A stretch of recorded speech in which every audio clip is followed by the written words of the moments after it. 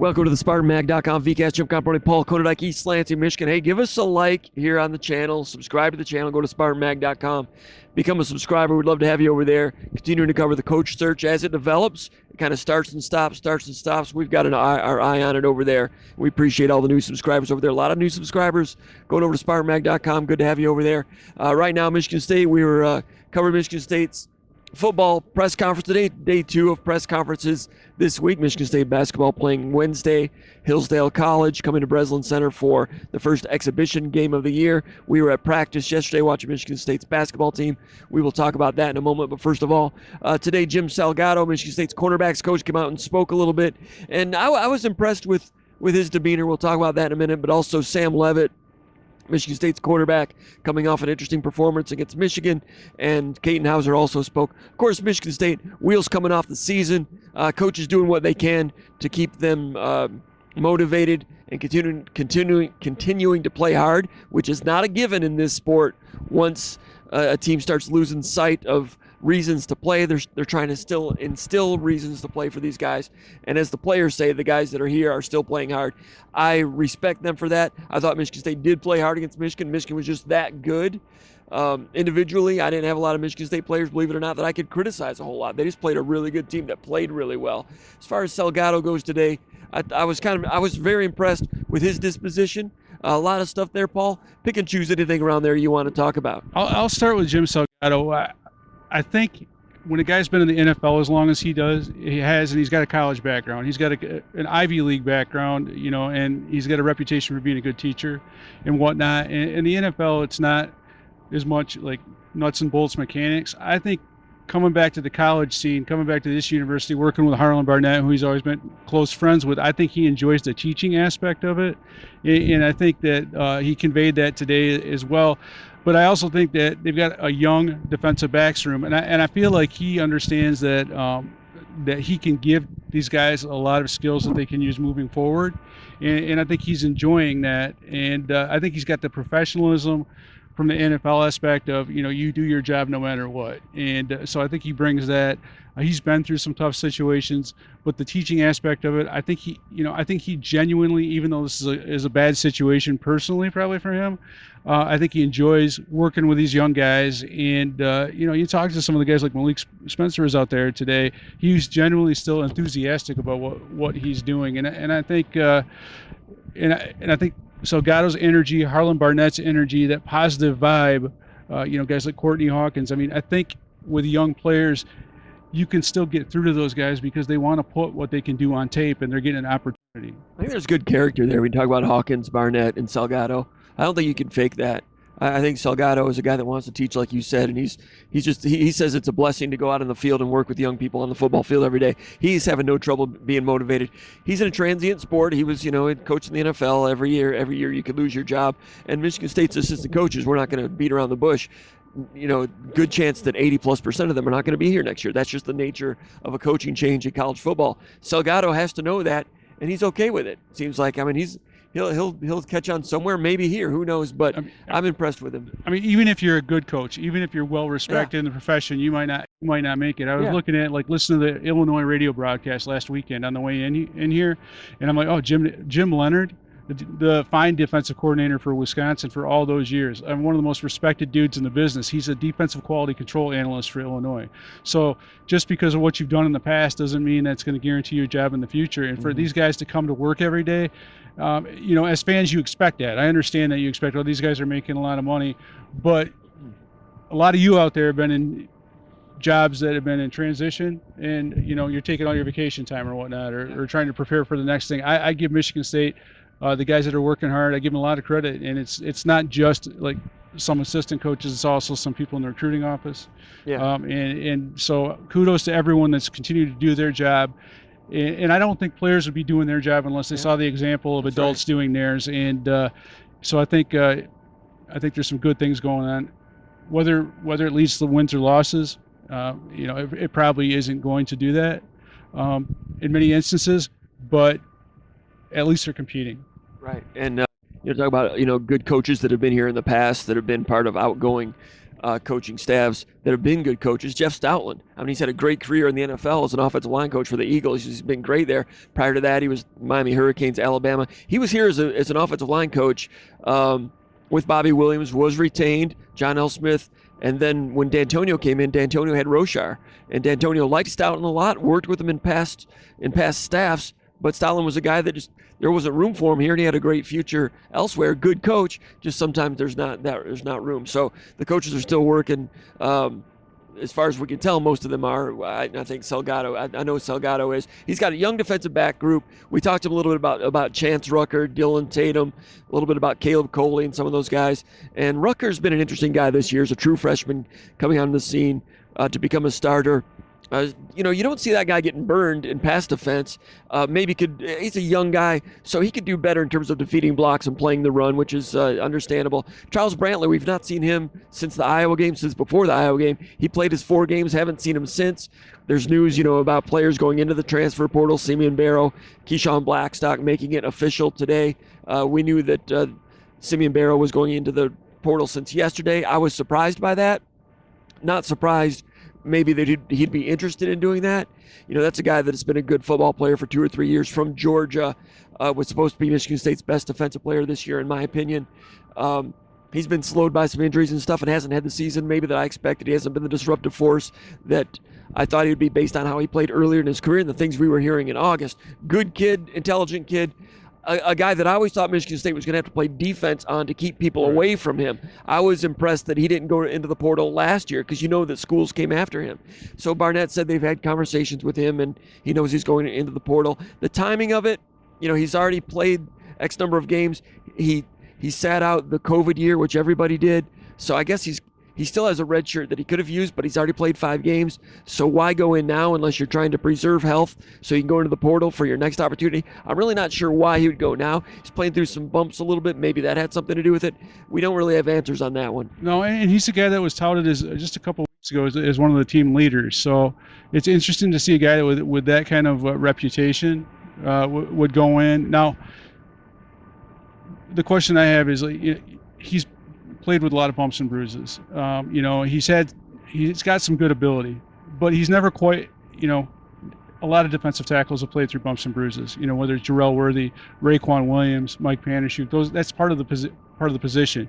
Now, he's really never lived up to maybe being the guy that they thought he was going to be, and this year, and even last year, and he played through some things last year. He did, but every interior defensive lineman plays through some bumps and bruises. Now, I think he played way too many snaps last year, dinged up, and I'm kind of wondering about that. There's been some times in post game. I think we're on the road at Rutgers, I believe it was, where he was kind of late getting out of the locker room, and maybe it was Iowa. It was one of the 2 road games, but he was kind of late getting out of the locker room, and he had to take, and there's no elevator from where he was, and he had to go up several flights of stairs, and I could see that he was having some pain to do that, and so he's saddling up. We've seen a lot of times where he's got up slowly throughout the course of the year, but I can also see, when players today were asked about Keyshawn Blackstock and Simeon Barrow, like a guy like Malik Spencer,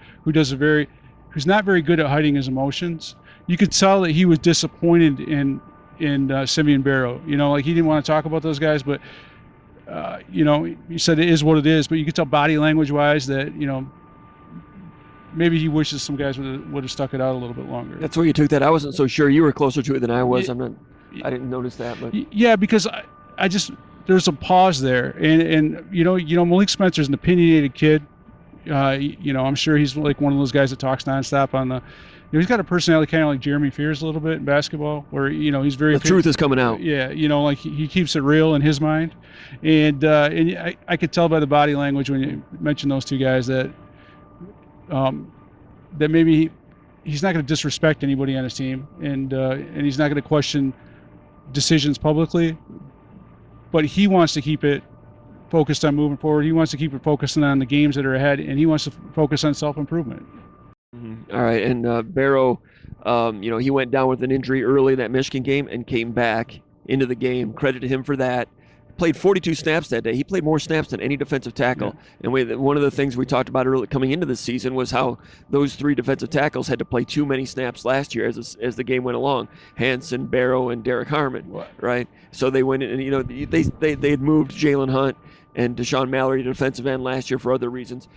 Went into the portal. They felt they needed to get people out of the portal defensive tackle position to get more depth. Jarrett Jackson's come in. He's played 1 game. He was injured all spring, and I wrote about him in the preseason, went back, watched some of their games against Florida State. He averaged 12 snaps a game at Florida State last year. I never wrote about him as someone that was going to come in and make a big difference. Dre Butler surprised me. I watched him for Liberty last year in the bowl game against Toledo, and he was just kind of a guy, second stringer. He was better than a guy in the short amount of time that he played here, out for the year with an injury sustained, I think, in the Maryland game maybe. He was pretty good. Jalen Sami comes in, and he's just kind of been a guy, no disrespect to him, but, missed a few games with injuries and so forth. But now you take Barrow out of there. Michigan State only played 4 defensive tackles last week. Barrow played 42 snaps, Harmon 35. Sami played 29, which is most of the season. And Maverick Hanson played 28. Now you're taking Barrow's 42 snaps out of there. So now you've got Hanson, Barrow, and Sami. Those 3 guys dividing up defensive tackle snaps. I asked Harlan Barnett about it yesterday. He said, we got Ken Talley we can put in there. Ken Talley's a redshirt freshman defensive end who's like their heaviest defensive end. He played earlier in the year, did what he could as and mop up, when they were blowing out 2 teams earlier in the season, but he's not a defensive tackle. That's their 4th defensive tackle. The walk-on, I forget. Ben Nelson. So he didn't play last week. No, but he's played 2 games. So is he available? He's played 2 games. He's played 2 games. Ken Talley played 3, but Ben Nelson has actually played more reps at defensive tackle than I don't know. So Jalen Thompson's the other guy. The way I did the math yesterday, he's a defensive end, right? I think long term they're looking at him as a defensive tackle. I thought that, but he's been impressive as defensive end. I think he sticks at defensive end. Right. So the one guy that I don't even know if he's still available, but one guy that has played some interior that they moved back to defensive end is a guy like James Schott. He's he played inside, in undersized inside type deal. I didn't notice that. In a few snaps last year. Because he's a thin defensive end. He is. So I don't know what they're going to do, but you look at the snaps, like if you divide them up. So Simeon Barrow was averaging 39 snaps a game, on the year. So that's 13 more for each of those guys, and that's not none of the Michigan State's defensive tackles thus far has averaged more than 40 snaps a game. So that's a little bit different than last year, where you had a lot of guys playing a lot of snaps. But it's going to take some adjustment. What you got to do in a scenario like that is, against a team that runs like Minnesota, if you get in a 3rd and long, you got to get off the field. Otherwise, if you're giving up penalties or you're missing a coverage, you might get off the field a little bit later against those guys. But all those snaps absolutely add up. Here comes Minnesota, going to want to run it right down their throats. Right. And Michigan State did a good job on defense against Michigan. They held Michigan on defense in terms of run defense. They held Michigan to Michigan's worst or lowest yards per carry average of the season. Michigan State did, stopping the run, containing the run. And it takes a lot of effort to win a lot of collisions inside, a defensive tackle, defensive end, linebacker to get that done, safety to get that done. The next week, sometimes it can take a toll on you. We talked about that when Michigan State played Iowa. Michigan State rushed for like 160 against a good Iowa defense. One of the ingredients, we told you that before the game, was because Iowa played 90-plus snaps the week before against Penn State. Now that coin is going to turn against Michigan State. Did a good job containing the run, spent a lot of collisions to do that. Now they're going to go to Minnesota, a team that's fired up, having beaten Iowa last week. A little bit of a gift victory, but they played hard and won that one. Now, Minnesota's got a good running attack with good running backs. I don't know if Taylor's going to be available, but it's a good operation. It's a team that wants to run the ball. Michigan State's going to come in there tenderized in terms of run defense, and without Barrow, Michigan State held Michigan to 3.5 yards per carry. Minnesota's going to go for 4.5 plus, I think, Paul. Well, the other thing, too, we talk about defensive tackles, and that's just part of the problem. You look at linebackers, and you get 3 scholarship linebackers. You get Brule, obviously Cal Halliday, and then Jordan Hall. All those guys are banged up to a certain. And that's it for scholarship extent. linebackers. And then Aaron Alexander is a walk-on plus. Kind of walk-on plus. And then you've got you got Sam Edwards and Jay Coyne are the only other walk-on linebackers in the program. Coyne is the defensive lineman. The kid from Grayling, Milliken, is the other one. He played one snap against Michigan. I put Coyne in there because he's listed as a linebacker on the roster. They might have moved him to linebacker. I think they did this year. I think they did that in the preseason. Okay. He started out defensive end last year, but yeah, he's listed on the roster as a linebacker. But there's a big difference between being listed as a linebacker, playing on special teams, and then going and asked to do it in the game when you're playing Minnesota. Right. And I'm not gonna sugarcoat it and say that Minnesota is the same team that they were last year. They're not. They don't. But against Michigan State, if they get that run game going and then the play action game feeds off of it, it's going to be real tough for Michigan State this weekend. And they're a respectable team that plays hard, right. and they're still buttoned together. And they're hungry. I mean, they got a gift last week. And one thing about Minnesota is PJ Fleck. That run game operation has always been sound, going all the way back to the Western Michigan days. They've had years where they were not as good as the previous. Or the one after, but the operation has always been consistent. They want to run the football. They want to run it the right way. Sometimes they don't necessarily have the personnel to do it. And I wonder sometimes, and I don't put too much stock in Pro Football Focus scores, but I was looking a little bit at their stuff. That I wonder if they have a center like they've had in the past. Right. I think sometimes, but again, when you got interior defensive line depth, that's a problem that you got to worry about. But linebacker depth is another huge problem because it's not like you can just plug guys in. It's not like the D'Antonio era where you had 4 or 5 or 6 linebackers that either were special teams dudes that you could bring up. There's no Darian Harris like when he was a youngster. There's no like Ed Davis on the third string. There's no Kyler Ellsworth. There's always good quality functional linebackers waiting in the wings in that 4-3. They don't have that personnel. And they're having to play 4-3 a lot. They recruited for a 4-2. We talked about that after the game on Saturday. They recruited for a 4-2 system. Now they've had injuries at linebacker and defensive tackle, and they loaded up on these portal guys. But a year ago, 2 years ago, would they have been better off investing in some high school guys at the defensive tackle and linebacker position? You and I were concerned about that back then. Wasn't sure if it would work or not, but it was different. Well, now they're going to Minnesota, and they're very light in those areas against a team that's going to try to pound the ball and mix in some RPOs. I'm not saying Minnesota's great, but they got their crap together pretty good. The quarterback's not nearly as good as when Tanner Morgan was there. Not that he was great, but he was good. He was functional. He was experienced. And the receivers, they don't have they had some difference-making receivers and some really good downfield tight end play. So I'm not sure what they've got in that aspect. But they do it the right way, and like you said, tenderize is a good word because a lot of times it is like situational, right? Michigan State got beat up by a physical team. It's going to be harder to stop the run the following week. That's always been the case, even when Michigan State had an elite run defense in the D'Antonio era.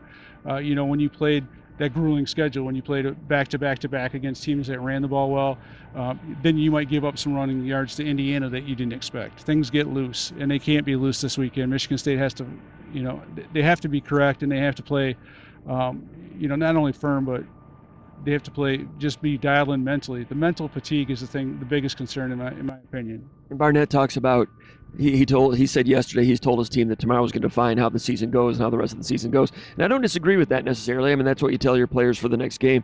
I talked about in the spring that I thought the game after the Washington game would set the tenor for the season. That was the Maryland game, and we saw what happened there. A lot of turnovers and lost the game 31-9, a game in which Michigan State really was better at the line of scrimmage and still found a way to lose 31-9. That was a quarterback ago. Now, Minnesota does not have a real good quarterback situation, but the rest of the operations button together pretty good. So State's got to deal with that and show that they are still buttoned together pretty good despite these shortcomings that we're talking about. As far as quarterbacks go, Caton Hauser against Michigan, not many quarterbacks have had success against Michigan all year. Hauser, struggled in that game in some ways, and a lot of quarterbacks struggle against Michigan.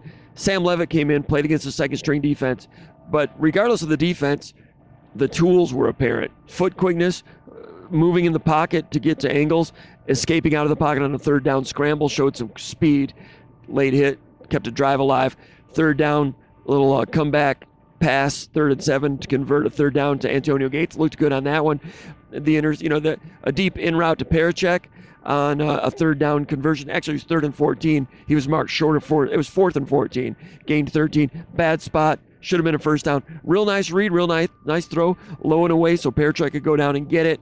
Hey, Levitt, for a true freshman, really the first time he's dropped back to make passes at the college level. Dude, I thought he looked real good. And then he had the interception, designed rollout to his left, and he does that sidearm to Trey Mosley. And I think there was so much velocity on it that it got on Mosley a little bit sooner than he thought. Goes through his hands, interception. Goes down with his interception. That was his best throw of the night. I mean, that's a play that I'm not sure is in the playbook for Hauser. Levitt has some talent. Spoke today a little bit. He says he likes it here. Now Michigan State has to deal with that. You have Hauser, but now Levitt's coming up as a true freshman with a lot of talent. I don't know what to do there, Paul. Well, you do whatever you think is going to help you win games. It doesn't matter right now. Everybody knows that. Like you just mentioned, the coaching staff, they know there's going to be a huge amount of roster turnover. Even if you play Levitt, do you keep him? Who knows? If you play Hauser, do you lose Levitt? It doesn't matter. You play whoever you think can help you win games, and there's no right or wrong answer to this. If you think that Levitt gives you the best opportunity under the circumstances, you play him. You can't try to make these calculations in a transactional football world.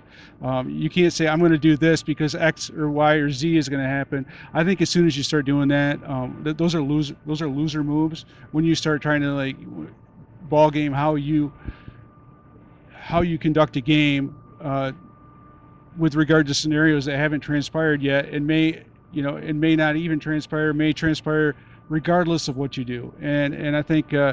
Those are things to talk about on the board and whatnot. But I've always been a believer in the fact that just because one thing happens doesn't mean the opposite is going to happen. If you did the opposite, you just got to go with whomever you think is going to help you win games. One thing I do like about Levitt is he's a big quarterback with a strong arm. The sidearm throw. He can throw from a lot of different angles. Like O'Brien Lewerke, I thought he's really good coming out of high school, anticipating passing, windows. It's going to be interesting to see. It's going to help him this week. Obviously, he's probably getting more reps with Trey Mosley, but you talk about the Mosley type deal. I wonder how many reps that he had with Mosley. Usually young guys coming in, they're getting a lot of their reps with the second string. Obviously, Mosley. And the other guys that were in that receiving group, they thought that Noah Kim or Caden Hauser was going to be the guy. I think they hedged their bets towards those older players, and we'll see what happens. But Levitt, he's bigger. He can see more. Over than some of those other guys. He can stand in the pocket and he can take a hit and avoid some contact. He's a plus athlete, and he's got the kind of that it factor a little bit. And I kind of feel like he's a guy that. I felt like he's the most talented quarterback in the room coming into the season. I don't disagree with anybody's decision not to play him because he's inexperienced, right? So, but he showed me some poise in difficult situations. We'll see, if he plays against Minnesota, maybe he won't. But if you're Caden Hauser, and Harlan Barnett has said that he's our starter, you got to show that you can run the offense, you can make good decisions, you can check into the right plays. And keep your team moving, because there's no doubt in my mind if that offense isn't moving and it's bogging down, Harlan Barnett's going to pull the trigger and make a move that's going to benefit in his mind and his defense, because you can't go 3-and-out and have that defense which is already beleaguered on the field all the time. So I wouldn't be surprised to see some contingency planning or even an opportunity for Levitt this weekend. And now you don't have Jalen Berger, you don't have Jordan Simmons, so Jaron Mangum is number 2 running back. Played last week. Looked had some juice to him. That was good. Jordan Simmons doesn't matter. He never did, but Jalen Berger does. That takes away like some of the short passing. I think one of the things, I think Nate Carter's better in pass protection than people give him credit for, but you can't keep him on the field. He's not a guy that's going to hold up for 30 plus carries a game. I know, and if some, and he dealt with some ailments earlier in the year. If those crop back up, then you do miss Jordan Simmons. And if they crop back up with Mangum, then you're playing Davion Prim and I don't know who else. You have Harold Joyner back there. And in theory, it doesn't matter that you lost Jordan Simmons, but in reality, it could real soon. You have guys in the portal that could still be helping this team if they were around. Maybe not help them, but there'd be guys that you could that are the next man up, that are no longer the next man up. And So I think a guy like Jaron Mangum is good for this team because he's got some natural leadership ability. Now that he's out there, he hasn't played. He played one game this year. Obviously, last weekend was his debut, but he can bring some energy to that room. He moves better than I thought he would at that size. Whether that translates to production on the ground moving forward, I don't know. A lot of it depends on that offensive line, and I think those leaders on the offensive line are doing a pretty good job thus far. It's going to be tough. Minnesota's a team that runs the ball well, and when you typically run the ball well, fundamentally sound with big tight ends and physical play, usually you're pretty good at stopping the run as well. So it's going to be a test for Michigan State's offensive line, but you can't have a one-dimensional football game. Michigan State, I don't care who's at quarterback, they don't have the personnel at receiver or at quarterback to win a one-dimensional football game. All right, basketball, Michigan State, Hillsdale. The opponent's not going to give much resistance. We'll have to look and see what Michigan State, how they do. Tyson Walker's going to come out and do some good things. Izzo said yesterday he wants to make sure all of his players are playing hard too. I wonder if that might have been a little bit of, I didn't ask them this, but I took that to mean Hogard needs to keep it buttoned in a little bit, because I think Hogard kind of went into money ball form during the green-white scrimmage on Saturday a little bit. Who's playing hard? Trey Holloman's playing hard, making progress all the time, and he needs to, because Jeremy Fears is excellent. Those two are competing for playing time. They can each slide to the 2 a little bit, but Holloman is a true sophomore in year 2 who continues to improve. He's put time in his game. He's shooting the ball better, driving the ball pretty good. A guy that would be starting in a lot of programs around the country, but he's with this team that's a top 5 team in the country, sharing it with Hogard. Fears is in there. It's a good situation for Michigan State, and Holloman is making it good as he continues to improve, in my opinion. He's got a chance to be like an elite defensive player, in my opinion, with his length and his want to. But he's also got some better offensive skills than a guy like Travis Walton.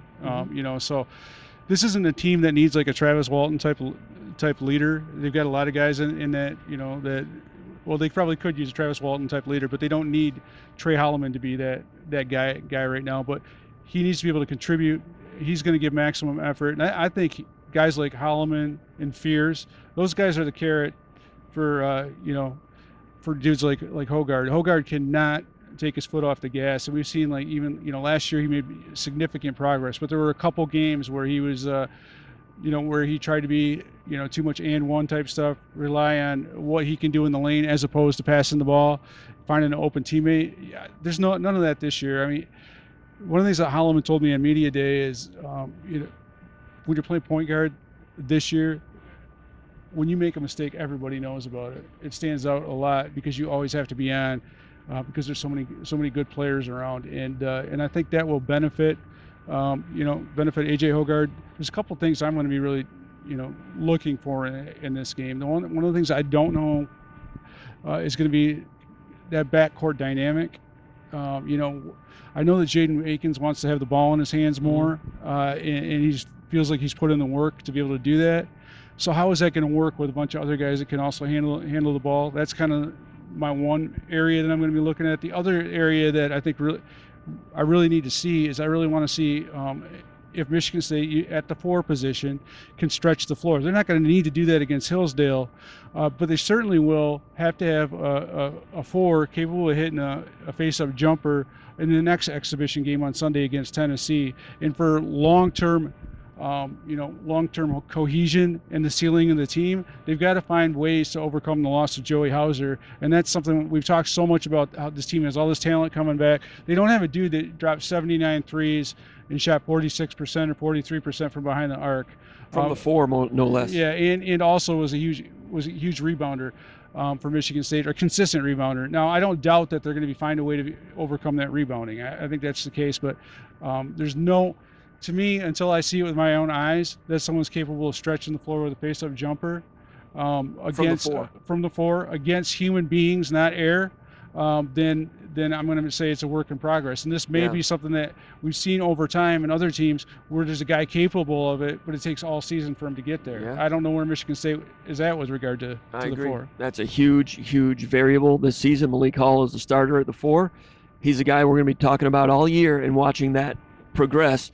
It won't matter against Hillsdale, But at some point, if you don't have a power forward that can stretch a defense, it makes everybody a little bit less. It might not be until you're in the Elite Eight, but at some point, you need to have that component, especially the way Michigan State plays, the way all teams play these days. Malik Hall's been a guy that shot 42% earlier in his career with limited chances. Last year battled through some injuries. Yesterday, Izzo said, we need more from Malik Hall. They're challenging him. And I wrote about that today with my 3 and out. I've noticed in practice that Malik seemed just, I use the word passive. I don't know if that's the right word or not. Just not really going and getting it. And when Izzo said that, I'm like, I know what he means, because there is something there that he's just kind of letting other people kind of, do their thing, which is okay. But you got to be hunting for your shots at that position, and they need him to because he has ability. And that's a key thing we'll be watching all season. That's not uncommon for Malik Hall. I'd say the one thing that I've seen from him over his career is there's times where he's aggressive to a fault. Maybe 2 years ago when he's trying to create a lane for himself. But there's also times where he floats, where he disappears for stretches, and it's, I think, sometimes easy to do on a team that's got a lot of guard talent, a lot of guys that can drive and whatnot. But I think I look at that, what Izzo is saying is I look at it as good news, or glass half full, because I'm an optimist. He's challenging them because he thinks he's up to it right now. He thinks he can do it. Like at the beginning of the season and media day, about a month ago or whenever that was, I don't think Izzo would have challenged him, because physically Malik Hall was still knocking off some rust. I think Izzo feels like he's at a spot, where he can be the guy that Izzo needs him to be. And Izzo doesn't challenge guys unless they're ready to do it. I agree. Good stuff there. As far as the coaching search goes, we'll wind up with that. As things are still at a cruising speed when it comes to other Power 5 coaches and maybe even some Group of 5 coaches that Michigan State may look at in the future. There's been some initial contact with the representatives of some coaches that are out there, and you can guess who they are. It's coaches that are in the top 25 that coach programs that might be enticed to leave. Guys, Elko at Duke, Jonathan Smith at Oregon State. Some others that, Kleiman at Kansas State, there might have been some contact early on, and he voiced no interest. The other ones, there's going to be some interest. Meanwhile, we talked about this a couple weeks ago. There's like 2 theaters to it. There's that one, and everybody knows about the Urban Meyer rumors. That's still out there, and I just have to say there is smoke there, and I've detected some real smoke. Whether or not whether it gets pushed across the finish line, I don't know. Whether or not Urban Meyer really wants to come back and coach, as I've mentioned on the Underground Bunker message board, is a big component, big question to this. But there's a lot of smoke from a lot of areas in terms of boosters, in terms of Michigan State athletic department personnel doing some things to pave the way on some things. There is smoke there. I don't know how far it's going to get toward the goal line or over the goal line, but that is out there, and that's part of it right now. And that's something Michigan State can look at and work on if all parties want to do that. And right now, from what I've seen, I was wondering about whether there might be some apprehension of that. From what I've detected, all that's kind of dissipated. What that means in terms of the goal line situation remains to be seen. But Michigan State can work on that and look into that while not worrying about losing time in the other theater, because those other coaches are still coaching their season. You can't get to them until late November anyway. So that's all taking place, and it's real. And Michigan State's working on it. You got any thoughts on that? I think for a guy like Urban Meyer, I mean, obviously he checks off so many boxes, and also could, he's the kind of guy that can impose his will on a program and institute some things just by force of personality. Maybe some things that Michigan State needs, but we're not really, until the next month, we're not going to know. The dominoes aren't going to really start falling until we start getting in November and other I don't know.